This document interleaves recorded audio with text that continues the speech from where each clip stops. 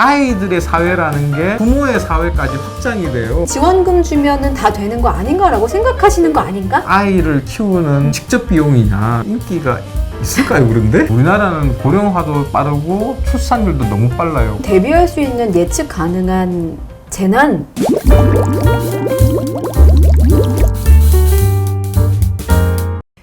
저는 지금 출산 가능 연령이고 네. 제 주위도 다 그렇고 네. 지금 저는 아이를 한 명을 키우고 있는데 사실 둘째는 생각도 못 하고 있거든요. 네. 현실적인 문제들이 너무나 많은데 정책을 고안하시는 분들의 생각에는 그냥 지원금 주면은 다 되는 거 아닌가라고 생각하시는 거 아닌가? 네. 라는 생각이 드는 거예요. 그게 전부가 아닌데.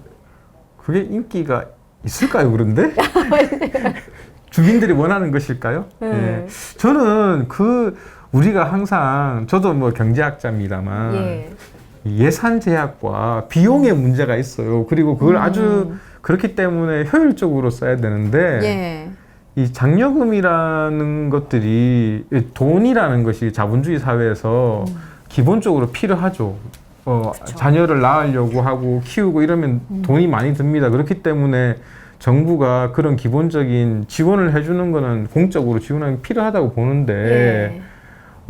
그래서 그런 것들을 공적으로 갖추는 게 저는 중요하다고 생각하고요.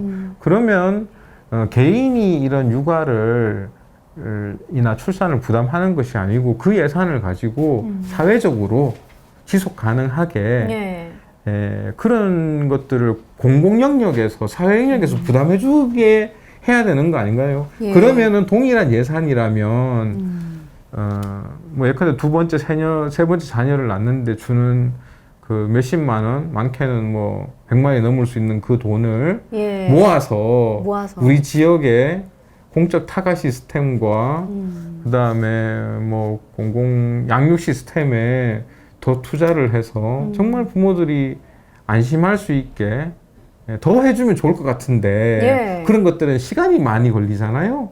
그니까요. 예. 저도 이제 워킹맘이지만 이제 현실적인 걸 얘기를 해보면 어쨌든 아이를 키우면서 지원받는 금액들이 있잖아요. 근데 한 달에 뭐 몇십만 원 이거는 일주일이면 다 녹아버리는 돈이에요. 그러니까 네, 사실 아이를 키우는데 드는 비용은 말씀하신 것처럼 너무 많고 그리고 일하는 엄마들 중에서 경력을 어떤 여성들 중에 고학력자들 많잖아요. 어느 누구도 일을 손 놓고 싶어하는 여성들은 없는 것 같아요. 현실적으로 언제 이제 현타가 오냐 하면 이제 걸어가고 4살 돼서도 이제 힘든가 싶었는데 미운 4살이라고 얘기하잖아요. 그 어린이집 보내면서 이제 갑자기 접촉하는 아이들이 사회가 넓어지는 거잖아요. 그러면서 병치레를 많이 해요. 왜냐면은 왠가 그 병균들이 이제 서로 교환하니까. 그게 이제 유치원 가면 끝이라고 생각하는데 그게 사회가 더 커지잖아요. 그러니까요. 그러면서 더 손이 많이 가요. 사고가 더 많이 생겨요. 그러니까 아파서 그런다든지 뭐 뭔 일이 생겨요. 자꾸. 그러다가 초등학교 가면 초등학교 저학년이 되면은 더 큰 게 생겨요. 왜냐하면 이 아이들의 사회라는 게 부모의 사회까지 확장이 돼요. 그래서 부모가 특히 엄마가 그 사회에서 교육 세계에 편입되지 않으면 그 자녀가 그 커진 넓어진 사회에서 점점 더 적응하기 어려워지는 거예요. 그때가 되면 버텼던 엄마들이 이제 우리 아이가 이제 정신적으로도 힘들어 하니까 그걸 보니까 너무 마음이 아픈 거예요. 그때 많이 그만두시는 것 같아요.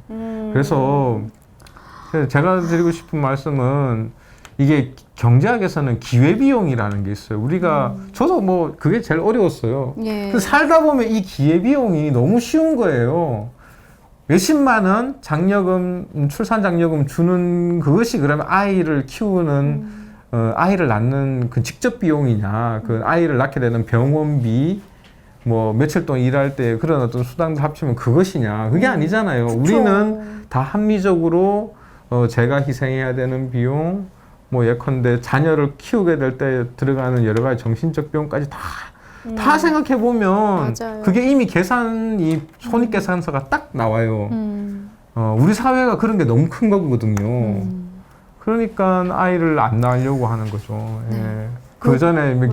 결혼까지도 왜 그렇게 사서 고생을 해야 되는지 이런 생각이 들고. 네. 결혼까지는 너무 추천하는데 제 네. 삶이 아이를 낳기 전과 후가 너무 달라져서 네. 이제 제 개인적으로는 아이는 너무 예쁘지만 네. 제 또래나 뭐 동생들한테 아이를 꼭 낳으라고 말은 못 하겠어요. 저출산 그리고 뭐 청년들의 이제 지역 공동화 현상이라든지 이런 것들이 사실 유수의 손님분들도 한 번씩 겪었을 것 같은데 네. 유독 우리나라는 가장 빠르잖아요.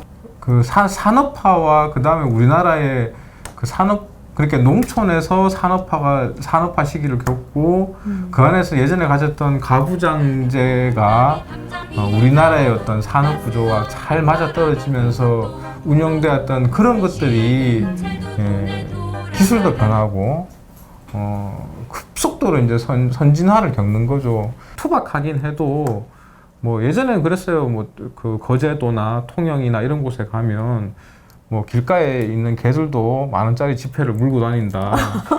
실제로 그렇습니다. 분해 나네요. 그 생산직 조끼가 있잖아요. 생산 현장에 그 조끼를 입고 다니는 것이 마치 양복 아주 좋은 양복을 입는 것처럼 그것이 이제 양복이고 계급장이고 그랬던 시절이 있었어요. 그런 어떤 시절에서는 사실은 이런 출산 문제 이런 거 걱정할 필요가 없잖아요. 근데 지금은 그런 게 무너지니까 경제적으로 혼자 외벌이를 해서는 생계 유지도 안 되고 그래서 이제 함께 벌어야 되는 것이고 그리고 그들은 이제 부모들도 부양했지만 자녀들도 양육하고 그것이 가족의 시스템에 의해서 외국처럼 사회가 국가가 해주는 것이 아니고 가족이 온전히 그것을 이제 그 부담을 책임지면서 그게 또 가능했던 그런 사회였는데 이제는 그게 안 되잖아요. 그런 게 이제 그런 사회와 경제와 산업과 문화가 이제 동시에 다 무너지니까 어떤 임계점 같은 게 있잖아요. 우리가 뭔가 이게 바뀌면은 그게 이제 통계적으로는 출산율이 갑자기 변하는 것 같지만 돌이켜서 곰곰이 생각해 보면 그런 것들이 서서히 진행되어 왔던 것들이 숫자로 그렇게 나타나는 것 같습니다. 고령화되는 사람들한테 우리가 연금이나 아니면은 기초연금을 통해서 이분들을 부양을 할 거냐, 근데 복지의 영역으로 내려놓을 거냐, 아니면 이분들에게 일자리를 제공해서 생산적인 방향으로 우리가 활용할 거냐의 문제인데 문제는 이제 일을 하게 할 거냐라는 문제는 뭐의 문제냐면은 정년을 늘려줘야 되거나 그쵸. 정년 제도를 개편하거나 아니면은 노인 일자리처럼 그런 퇴직 후에 사회적인 기여를 할 수 있는 그런 일자리를 공적으로 제공할 거냐의 문제가 있어요. 근데 정년 얘기하면 기업들은 되게 좀 기업들도 그렇고 청년들도 지금 반대를 하는 거죠. 그렇죠. 그러니까 이게 세대 간 갈등처럼 비춰지고 있는 거라고 생각해요. 기업들이 반대하는 건 생산성이 떨어질 것 같다라는 것이고 청년층들이 반대를 하는 것은 내 일자리를 뺏을 것이라는 문제죠. 근데 우리 사회가 특히 이 연공 서열 방식의 사회잖아요.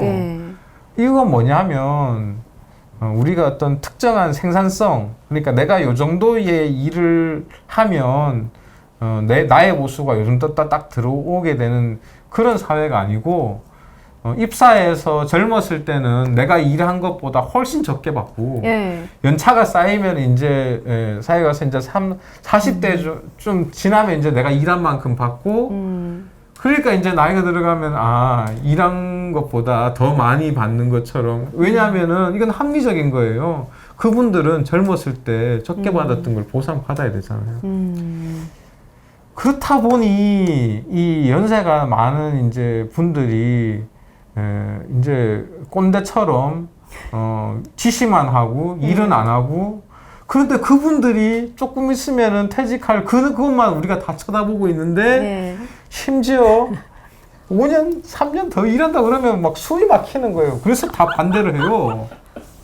제가 드리고 싶은 말씀은 뭐냐 하면 첫 번째로는 우선은 이게 어떤 복지의 영역으로 일단 많이 보장해주면 좋지만 그 복지로 보장해주는 것조차도 젊은 사람들이 이제 생산하는 사람들이 비용을 내야 되는 문제예요. 그러면 이분들이 나의 일자리를 뺏는다고 생각하는 것과 그것도 비용이 들어가는 것이고 그리고 연금을 수령한다고 했을 때 거기에도 비용을 부담해야 되는 것이에요.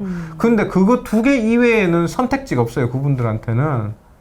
그래서 우리 사회는 앞으로 청년층들의 어떤 양질의 일자리가 청년층들이 공급되지 않는 걸 걱정해야 되는 사회가 2, 3년 내외에 올 것이고 그것은 지방 소멸을 몇 년 전에 우리가 아무도 걱정하지 않았고 인구 감소를 아무도 걱정하지 않았듯이 지금 무슨 청년들이 없어서 우리가 사람을 못 구하는 걸 걱정하다니 뭐 이런 생각들을 아무도 안 하잖아요.